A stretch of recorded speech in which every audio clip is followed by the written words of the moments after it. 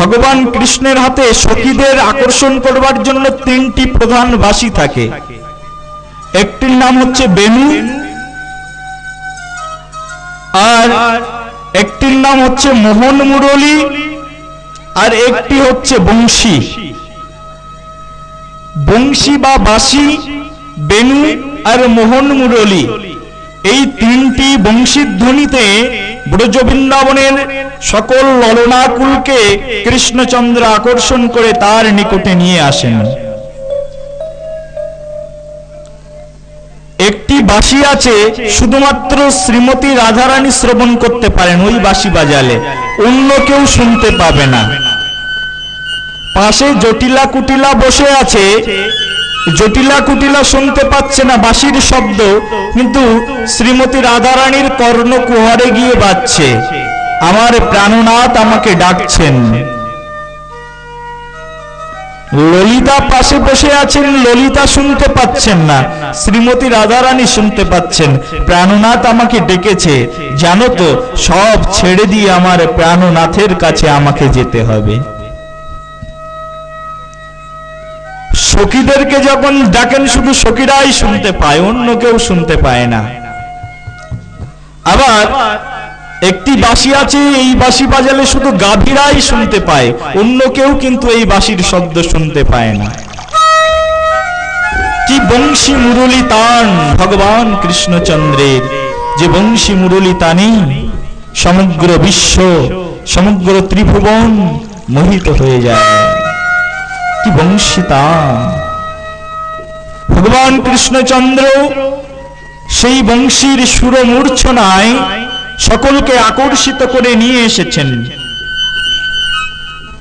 আর কৃষ্ণ শ্রীরাম বৃন্দাবনে আজকে নিত্য গীত সংযুক্ত অবস্থায় রত রয়েছেন, নিত্য গীত করছেন শ্রীমতী রাধারানী আর অন্যান্য সখী বৃন্দদের সঙ্গে। কিন্তু আজকে কৃষ্ণের মনে একটি অভিসন্ধি আছে, আজকে কৃষ্ণ চুরি করবেন, এটা হচ্ছে তার মানসিকতা। তা আপনারা জানেন কৃষ্ণ কত বড় চোর। কৃষ্ণ তো আর ছোটখাটো চোর নয়, একেবারে পুরোপুরি পাকা চোর। একেবারে ছোটবেলায় হামাগুড়ি দিয়ে মায়ের দধি ভাণ্ড থেকে দধি মাখন চুরি করে খেত, পরবর্তীতে যখন একটু হাঁটতে শিখেছে তখন অন্য ব্রজবালাদের বাড়িতে গিয়ে চুরি করে খায়, নিজে তো খায় আবার বানরদেরকেও খাওয়ায়। এত বড় চোর ছিল কৃষ্ণ। শুধু কি কৃষ্ণ মাখন চুরি করেছে? আর কি কি চুরি করেছে মা? মাখন চুরি সর্বশ্রেষ্ঠ উপাধি নয় কৃষ্ণের, আরো চুরি করেছে অনেক কিছু। গোপীরা বস্ত্র রেখে গাছের ডালে ঝুলিয়ে স্নান করছেন, বস্ত্র চুরি করেছেন, এটাও তার শ্রেষ্ঠ উপাধি নয়। বস্ত্র চুরি তো সাধারণ চুরি, মাখন চুরি তো সাধারণ চুরি। মাখন চুরি করলেন, বস্ত্র চুরি করলেন, সঙ্গে সঙ্গে বৃন্দাবনে যত গোপীগণ ছিলেন সকলের মনও তিনি চুরি করে নিলেন। কৃষ্ণের নাম হয়ে গেল মন চোর।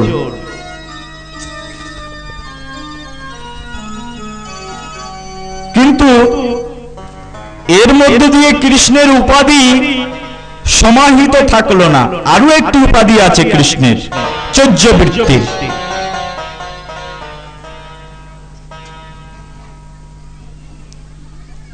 বৈষ্ণব পদকর্তা কীর্তন করেছেন কৃষ্ণের চৌর্যবৃত্তির নমুনা। ব্রজে প্রসিদ্ধম নবনীত চৌরম, ব্রজে প্রসিদ্ধম নবনীত চৌরম, ব্রজে প্রসিদ্ধম নবনীত চৌরম, ব্রজে প্রসিদ্ধম নবনীত চৌরম। ব্রজে প্রসিদ্ধ হয়েছেন কি চোরে? কি চোর নামে? নবনীত চৌরম। বৈষ্ণব পদকর্তা গেয়েছেন ব্রজে প্রসিদ্ধম নবনীত চৌরম, ব্রজে প্রসিদ্ধম নবনীত চৌরম, ব্রজে প্রসিদ্ধম নবনীত চৌরম, ব্রজে প্রসিদ্ধম নবনীত চৌরম, গোপাঙ্গনানাং চোদুকুল চৌরম, গোপাঙ্গনানাং চোদুকুল চৌরম, গোপাঙ্গনানাং চোদুকুল চৌরম, গোপাঙ্গনানাং চোদুকুল চৌরম, ব্রজে প্রসিদ্ধম নবনীত চৌরাম আর গোপাঙ্গ নানাংশ দুকুল চৌরাম, আর গোপীদের একুল ওকুল দুকুলি চুরি করেছেন। সব গোপীরা সবকিছু ছেড়ে দিয়ে কৃষ্ণের কাছে এসেছেন, কৃষ্ণ আবার তাদেরকে প্রত্যাখ্যান করে দিয়েছেন। এক বাড়িতে ফিরে যেতে পারে না, অন্যদিকে কৃষ্ণের কাছে আসলেও লাঞ্ছনার শিকার হতে হয়, লাঞ্ছিতা হতে হয়। সেই জন্য বৈষ্ণব পদকর্তা বলছেন, ব্রজে প্রসিদ্ধম নবনীত চৌরাম, গোপাঙ্গ নানাংশ দুকুল চৌরাম। গোপীদের দুকুল তিনি চুরি করেছেন। আর কি করেছেন? অনেক জন্মার্জিত পাপ চৌরাম, অনেক জন্মার্জিত পাপ চৌরম, অনেক জন্মার্জিত পাপ চৌরাম, অনেক জন্মার্জিত পাপ চৌরম, চোরাগ্রগণ্যং পুরুষং নমামি, চোরাগ্রগণ্যং পুরুষং নমামি, চোরাগ্রগণ্যং পুরুষং নমামি, চোরাগ্রগণ্যং পুরুষং নমামি। ভগবান কৃষ্ণচন্দ্র আরেকটি বিশেষ বস্তু চুরি করেন, কিন্তু এগুলো আমরা কেউ জানি না। আমরা জানি কৃষ্ণ মাখন চুরি করেন, গোপীদের বস্ত্র চুরি করেন, গোপীদের মন চুরি করেন, কিন্তু কৃষ্ণচন্দ্রের চৌর্যবৃত্তির আরেকটি নমুনা বৈষ্ণব আচার্যগণ দিয়ে বলছেন, কৃষ্ণের মাখন চুরি তো একটা ছোটখাটো মামুলি খেলা, কৃষ্ণের বস্ত্র চুরিও সেম এবং কৃষ্ণের মন চুরিও সেম, কিন্তু কৃষ্ণ আরেকটি জিনিস ভক্তদের মাঝ থেকে চুরি করে নেন।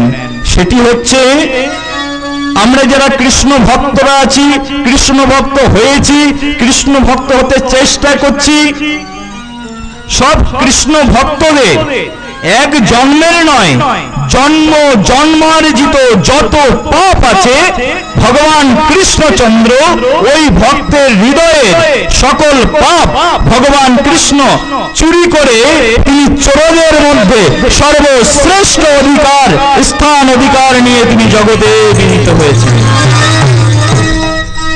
এ হচ্ছে ভগবান কৃষ্ণচন্দ্রের চৌর্যবৃত্তির সবচেয়ে বড় নমুনা। এটি আমরা কেউ জানি না। ভগবান কৃষ্ণ আর কি চুরি করেন? শাস্ত্র বলছেন, কৃষ্ণ আমি তোমার হলাম বলে যদি বলে কেউ একবার, কৃষ্ণ আমি তোমার হলাম এ কথা যদি কেউ একবার বলে, কৃষ্ণ কি করেন? মায়ার বন্ধন ছিন্ন করে কৃষ্ণ তারে করেন মায়ার বন্ধন ছিন্ন করে দিয়ে কৃষ্ণচন্দ্র ভগবান তাকে পার করে নেন।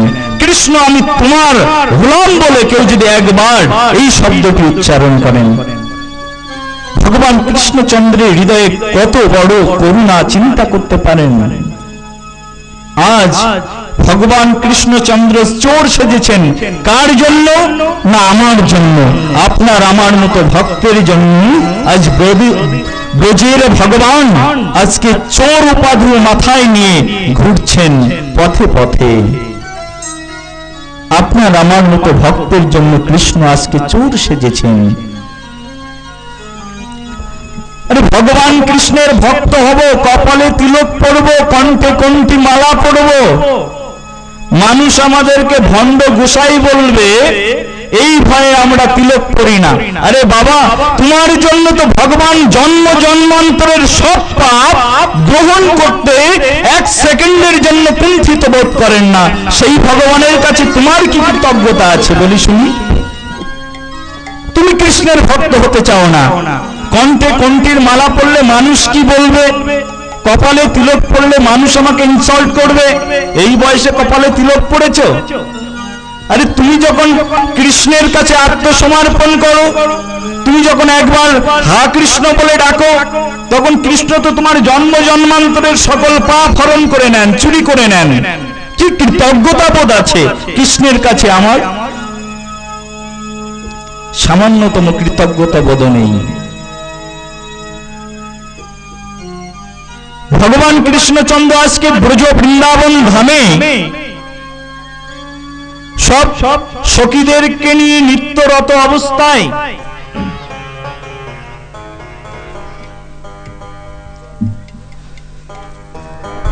যখন বসে আছেন, সকলকে নিয়ে যখন নৃত্য করছেন, সেই প্রকালে ভগবান কৃষ্ণচন্দ্র অভিসন্ধি করছেন, আজকে চুরি করব আরেকটি চুরি। কি চুরি করবেন? তো বৃন্দাবন ধামে ভগবান কৃষ্ণচন্দ্র চুরি করবেন, মানুষ গ্রহণ করেছেন। বলুন তো, এই পৃথিবীতে সবচেয়ে চুরি করবার জন্য সুবর্ণ সময় কোনটি? দিন না রাত? কোনটি? উত্তর দিন প্রভুজিরা। কোনটি? কি বলুন? দিনের বেলা চুরি করতে ভালো না রাতের বেলা? কই কোনো সাউন্ড আসছে না তো? কোনটি? রাত।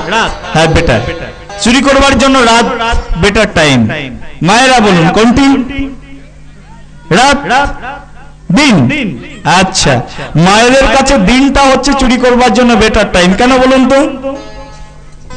কারণ স্বামী যখন ঘরের বাইরে চলে যায়, তখন পকেট থেকে দিনের বেলা স্বামী তো চলে যাচ্ছে, আর রাতের বেলায় ফিরে এসে তখন একটু রেস্ট করবে, তখন আর টাকা তো নেওয়া যায় না, দিনের বেলায় পকেট থেকে টাকা তুলে নেওয়া যায়, সেই জন্য দিনের বেলাটি বেটার।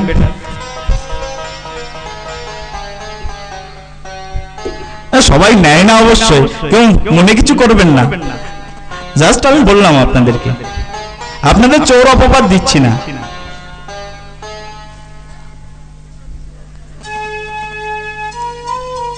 প্রভুজিরা বলছেন সবচেয়ে চুরি করবার জন্য সুবর্ণ সময় হচ্ছে রাত।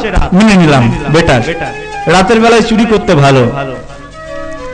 কিন্তু রাতের মধ্যে পূর্ণিমা রাত ভালো না অমাবস্যা রাত ভালো? হ্যাঁ, কোন রাতে চুরি করতে বেশি ভালো? অমাবস্যা রাত। আচ্ছা, যে অমাবস্যা রাতে কারা চুরি করতে বেরোয়? যারা দুর্বল চোর, মনের মধ্যে যাদের অনেক ভয় আছে, দুর্বল চোর, তারা অমাবস্যা রাতে কালো ঘন অন্ধকারে চুরি করতে বেরোয়। আপনাদের কি মনে হয় আমার কৃষ্ণ আপনাদের মতো এমন দুর্বল চোর? কৃষ্ণ কিন্তু আপনার আমার মতো দুর্বল চোর নয়, পাকা চোর। এই পাকা চোর যারা হয় না, তারা যে কোনো টাইমেই চুরি করতে পারে। ভগবান কৃষ্ণ ভাবছেন আজকে চুরি করব বৃন্দাবন থেকে, কিন্তু চুরি করবার জন্য কৃষ্ণ যে টাইমটাকে পছন্দ করেছেন সেটা হচ্ছে পূর্ণিমা মুখর রজনী। কোন পূর্ণিমা তাও জানেন তো? কৃষ্ণ যেদিন চুরি করবেন ভাবছেন সেদিন হচ্ছে দোল পূর্ণিমা তিথি।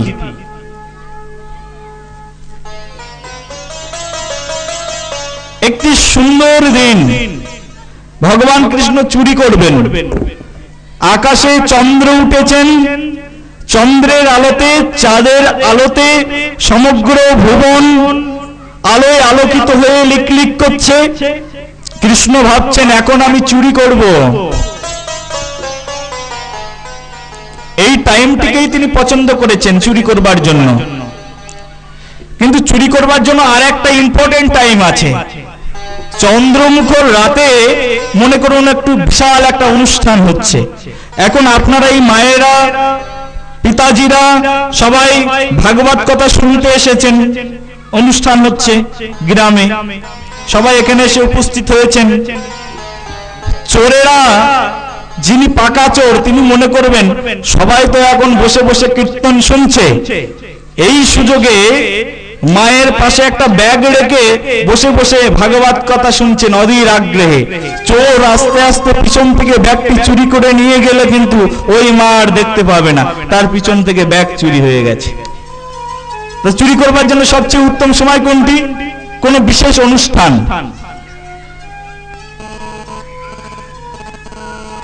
তো বৃন্দাবনে দোল উৎসব খুব ফেমাস না?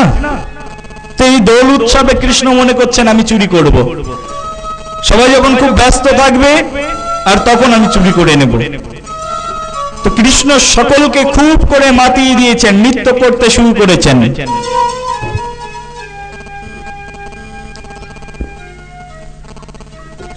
আর সবাই যখন খুব করে কৃষ্ণের সঙ্গে নৃত্য করছেন, ওই নৃত্যমুখর রজনীতে ভগবান কৃষ্ণচন্দ্র আস্তে আস্তে প্ল্যান করছেন কি করে চুরি করা যায়। চুরি করবেন যে বস্তুটি সেটা আছে একজনের কাছে, তিনি হচ্ছেন শ্রীমতী রাধারানী। আর বৃন্দাবনের শ্রীমতী রাধারানী হচ্ছে বাঘিনীর ন্যায়। রাধারানীকে ভয় পায় না এমন কেউ নেই। পুরো বৃন্দাবনটাই হচ্ছে রাধারানীর আন্ডারে। রাধারানী যা বলবে বৃন্দাবনে তাই। বৃন্দাবনে আর কারোর শাসন চলবে না, কারোর অনুশাসন সেখানে গ্রাহ্য নয়। রাধারানীর সঞ্চিত সর্বশ্রেষ্ঠ ধন জন্ম জন্মান্তর ধরে গোলক বৃন্দাবন ধাম থেকে সঞ্চয় করে এনেছেন। জন্মান্তর ধরে সঞ্চিত ধন রাধারানীর, সেটি চুরি করবেন আজকে ভগবান কৃষ্ণচন্দ্র। সেটির নাম হচ্ছে প্রেম ভাণ্ড। কি নাম? প্রেম ভাণ্ড। আজকে কৃষ্ণ যেটি চুরি করবেন সেটার নাম হচ্ছে প্রেম। এতদিন কৃষ্ণ চুরি করেছেন মাখন, এতদিন কৃষ্ণ চুরি করেছেন ক্ষীর, গোপীর বস্ত্র, গোপীর মন, ভক্তদের হৃদয়ের পাপ। কিন্তু আজকে কৃষ্ণ চুরি করবেন যেটি, সেটি হচ্ছে প্রেম। কি চুরি করবেন? প্রেম। কৃষ্ণ তখন দেখছেন কিভাবে এই প্রেম ধন চুরি করা যায়।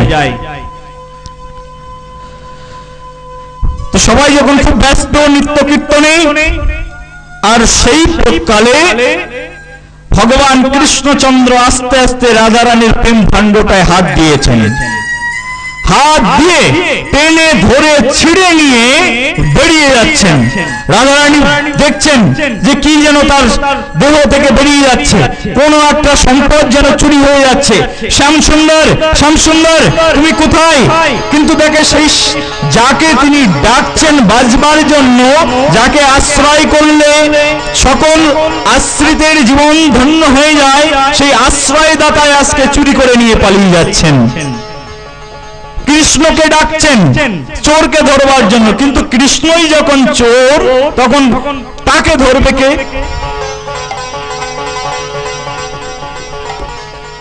পুলিশকে ডাকছেন, পুলিশ আমার বাড়িতে চুরি হয়েছে, চোর এখনই পালিয়ে যাচ্ছে, তুমি ধরো।